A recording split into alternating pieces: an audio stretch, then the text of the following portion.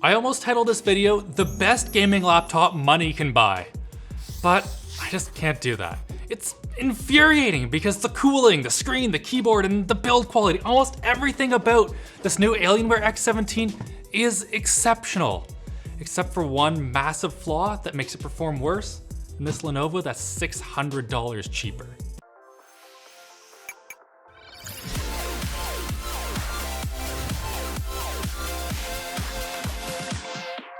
Side by side, it is hard to tell the difference between the outgoing M17 and the new X17, but the first couple things I noticed weren't great.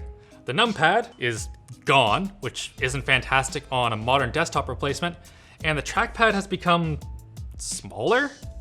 I was in the process of angrily typing about how Alienware is going backwards, but then the fans on the M17 kicked in while I was installing a program, at which point I realized the X17 had yet to make a sound. This is when I started to appreciate just how much cooling there is in this laptop. Like look, there's vents, vents, vents, vents back here, and vents down here. Like, how else are you going to cool a 165 watt RTX 3080 in a laptop that's this thin without starting a fission reaction?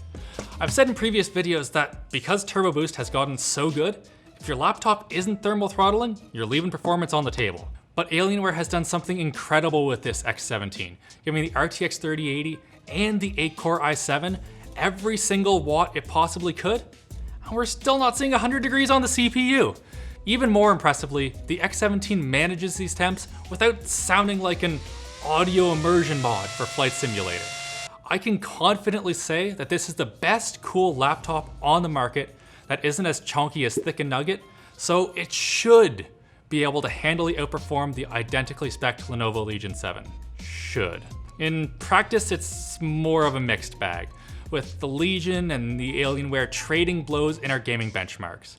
Even more humiliating, the X17 was unable to consistently beat the M17 it's supposed to be replacing. Now, to be clear, it isn't like the X17 is slow. The gaming experience on this thing is sublime, but for the exact same spec, this one's $600 less, and I want the performance to be able to back up the price tag on this thing. So why isn't this laptop, that's clearly better cooled and just running faster, not running faster in games?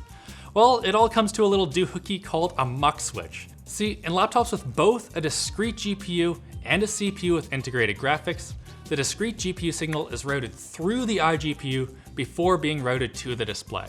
This allows the CPU to decide whether or not it needs high efficiency or high performance. But while this is great for saving battery life, it also results in a 5 to 10% performance hit.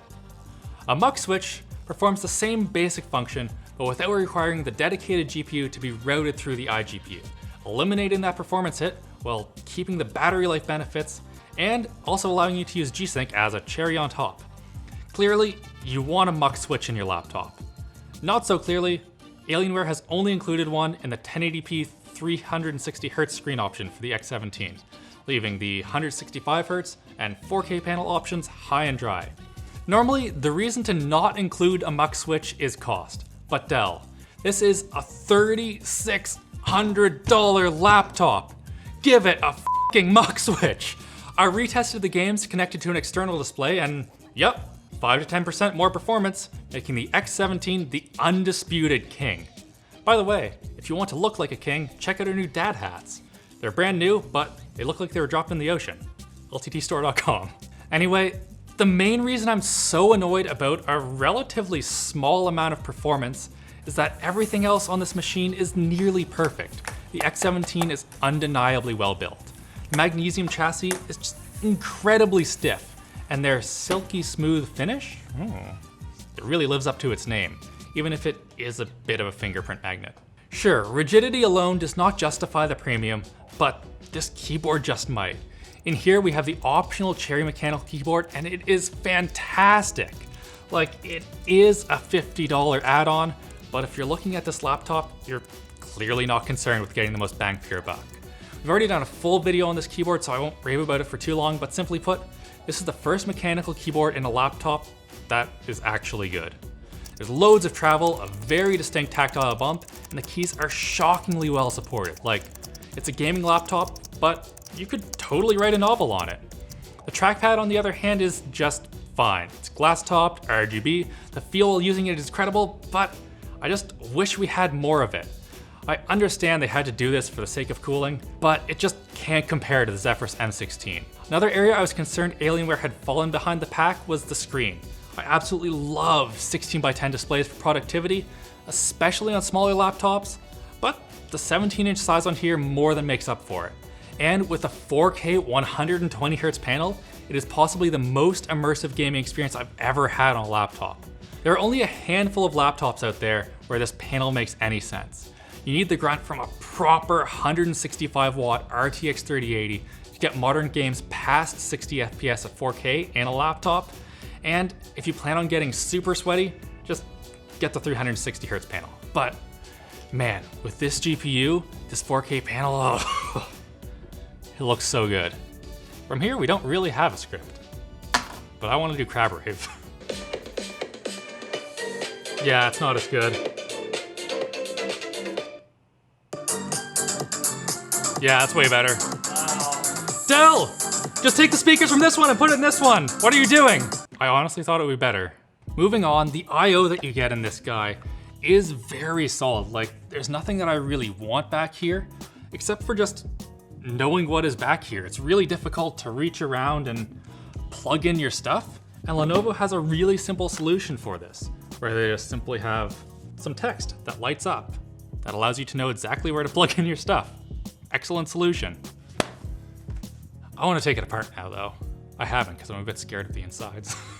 The first bit of disassembly is super easy. 8 Phillips head screws and boom, bottom panel comes off and we have access to 2 RAM slots and 2 SSDs.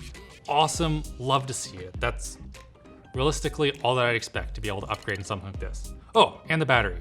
87 watt hours, which is good for maybe 5 hours if you're lucky.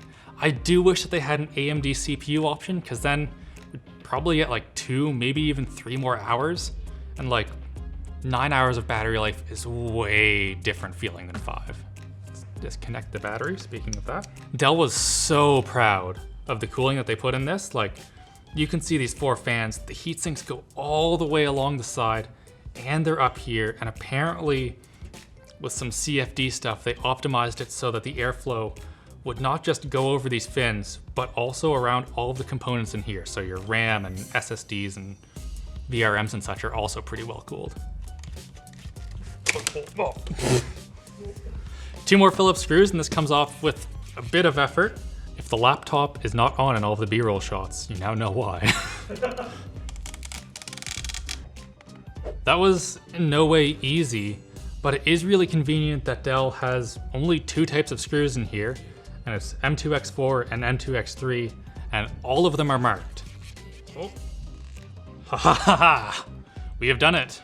And oh, that's not what I was expecting at all, but that is really impressive. Holy frig, look at those heat pipes. So I think that we have like vapor chamber, and then big Chungus, maybe there's even like 12 millimeter heat pipes. 1, 2, 3, 4 of them plus 5. One on the other side for some probably VRMs. This is why I'm so annoyed. They have this beautiful cooling system, 4 fans, 12 phase VRMs for the GPU. This is seriously impressive crap. And then they just don't have a muck switch on it. Alienware, come on! Ugh. So then, in almost every way, the Alienware X17 is the best gaming laptop money can buy. And you can tell your friends all about the keyboard and the screen and the chassis and the cooling system. But you'll have that one friend that watched this video and knows that you paid a metric buttload of money for a laptop that could have easily been 10% more powerful if Dell had just simply included a frickin' muck switch. What would be even more embarrassing is if this thing right here ends up being more powerful. It's a blatant Alienware ripoff, but it does have a muck switch and an AMD CPU, so get subscribed. I'm starting to work on this tomorrow. What can't wait until tomorrow though is a segue to our sponsor, Micro Center. Micro Center is one of the best places to shop for all of your technology needs. Get the best prices and the best selection on computer hardware and everything else technology related at one of Micro Center's 25 locations across the US. Micro Center has a growing lineup of business solutions for small and medium-sized businesses featuring workstation computers from Dell Precision and Supermicro. They have experts on staff who will advise and make recommendations as to why a server, business desktop, or workstation is the right choice for you. They offer services around repairing business systems, replacing components, and any related technical support issues. New customers can check the link in the video description for a coupon code for a free 240GB SSD. No purchase necessary, in-store only. Thanks for watching this video. If you're still unsure what laptop to get, check out a review of the Zephyrus G15. It's not quite as powerful, but it's way easier to live with every day.